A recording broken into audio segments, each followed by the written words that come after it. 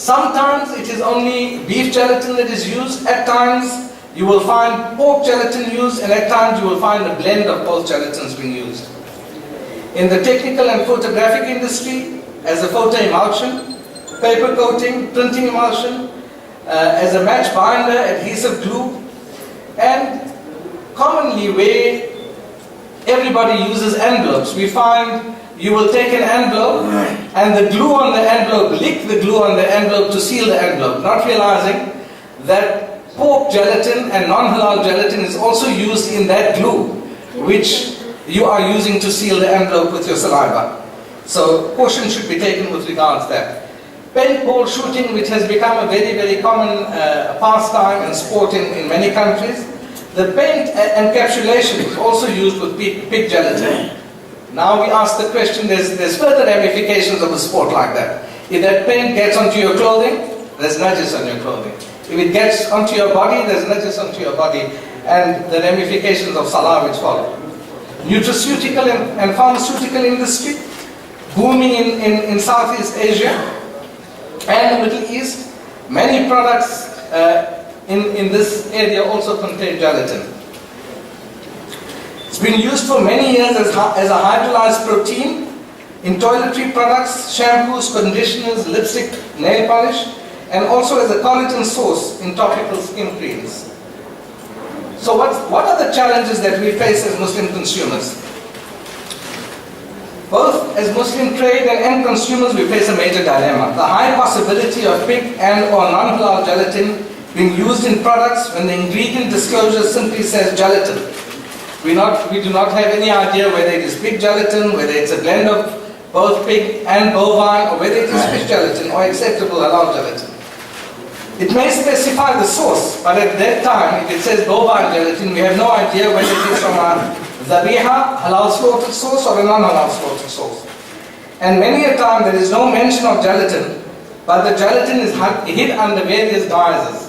And this is where a major problem is faced by consumers, where you buy a tub of yogurt and it only says stabilizer. It doesn't tell you what stabilizer is used. And there we find some of the terms under which gelatin is hidden: emulsifier, stabilizer, glazing agent.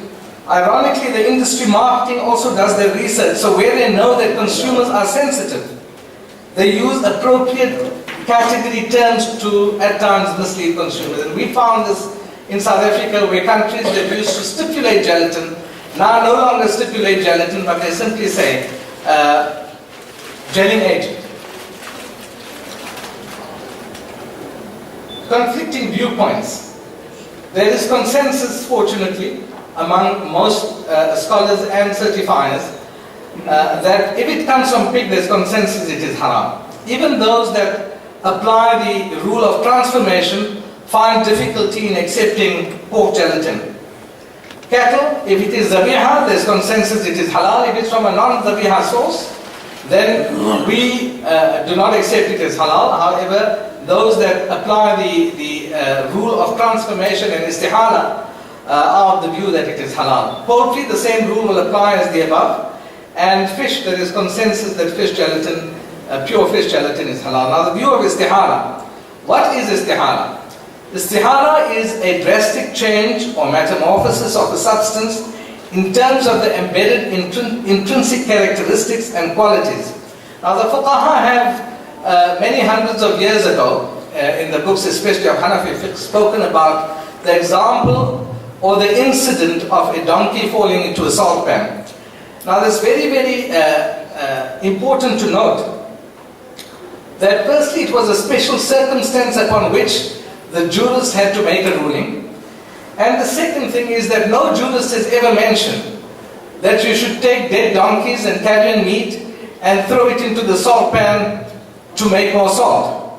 This was under special circumstances that this ruling had been applied.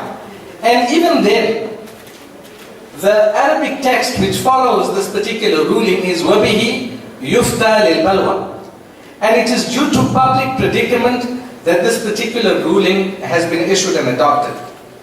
So, and then further if we look, it's not only simple chemical change, but there's been total disintegration and the donkey that has died into that salt pan has taken the form of salt. The donkey itself hasn't, leave it in the sun and it becomes salt. No. Because of the fact that it was immersed in that salt and disintegrated into it, and therefore the fuqaha have given that ruling. In the process of gelatin, it's not taken and put into anything else. It is purely denatured. Firstly, the process of chemical reaction takes place, and thereafter it's denatured through heat, through thermal application. The opposing view is that there is no transformation that takes place, but the entire process is one of extraction. We ask, is the acid and alkaline treatment called istihala? Or is boiling and cooking called istihala? Or is the melting process called istihala? Or is chemical change the determining factor for istihala? Where do we draw the line? If we say that these processes cause istihala, then everything would be halal. Because every ingredient would go through some chemical reaction, some process of cooking, boiling and melting or the other. Then your ingredients like your stearates and your monodiglycerides and your glycerin and your cysteine, etc. from human hair, all that would fall in the ambit of istihala and would be deemed permissible. Where would we draw the line? I'd like to emphasize that Sharia is the basis for a decision. As Ali radiallahu anhu, the third Khalifa of Islam, mentioned, لو كان الدين بالرأي لكان المسح على أسفل الخف أولى من الأعلى. That if the deen was determined on analogy and reasoning, then it would have been prescribed that you make masah on your leather sock at the bottom and not the top of it. So deen is not based on analogy and reasoning. Yes, indeed, we need science and we need chemistry and technology to understand the complex detail of the ingredients and processes involved. However, the basis of decision is not scientific change or chemical changes. It is purely the Sharia, and the deductions and conclusions should be based on that as well. I'll give you a simple example of that of alcohol and vinegar. Now if you take wine and you put it through a process of oxidation and it becomes vinegar, in that end vinegar there will be a percentage of alcohol that is of a residual level, which the scientists will look through their microscopes and do the analytical tests and tell you that there is so many percent of alcohol in this vinegar. Yet the Sharia dictates it to be halal. Now if you take a sauce, and we experienced this 3 years ago when we went to Sri Lanka, a product like teriyaki sauce was certified halal, although alcohol was used in that product as an end raw material, not in the process of fermentation, natural fermentation that it occurred. Scientists, now if you look at it purely from a Bureau of Science, vinegar has 0.x% of alcohol. And you take this teriyaki sauce and put alcohol of the same percentage into that teriyaki sauce. Scientifically, there's the vinegar, it has 0.3%. Here's your teriyaki sauce in which you've added 0.3%. The Sharia will say the vinegar is halal and will declare the teriyaki sauce is haram. No matter how much from a scientific angle you may argue that they both contain the same level of ethanol, but the Sharia would declare the one is halal and the other is not. Take the other example of a boiled egg.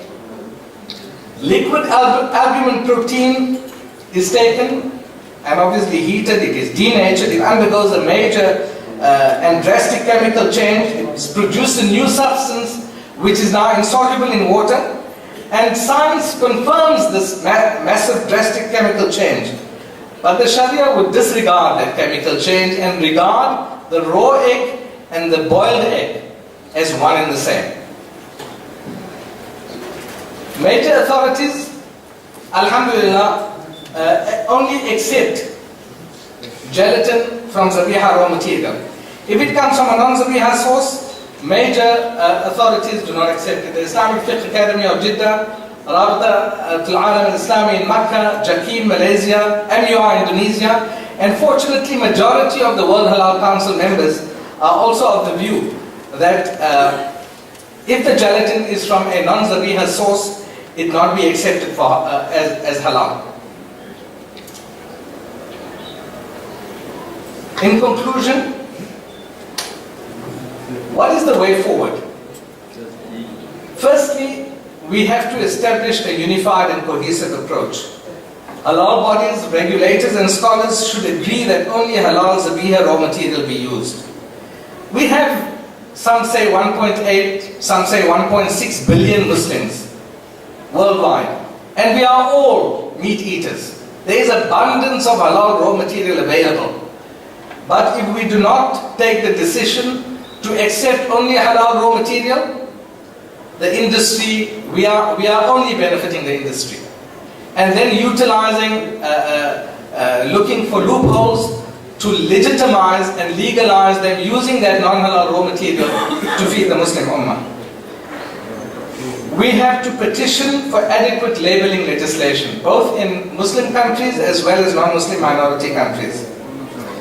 In the meanwhile, we should insist on halal alternatives, and yes, our learned doctor will go through all the alternatives available. Muslim countries should make it an import requirement, and really this is the biggest strength that Muslims have in terms of economic power and this muscle, that we're able to dictate what we require. And this was evident when Malaysia and Indonesia put a ban on certain types of stunning. The Australian meat industry immediately met with the requirements that they had because of the fact that we support and their economies are sustained by our purchases. Industry will never change. I think this is an important point that has to be driven home. Industry will never change unless we demand that change. And it is time that we agree to only accept halal raw material in the process of food manufacture. Secondly, we should create awareness, and I think this lacks severely in both Muslim and non-Muslim countries among Muslim minorities, that there is this lack of awareness on a broad scale. If we create this awareness, consumers will also dictate and assist us in Muslim minority countries to demand what is acceptable for Muslims to eat.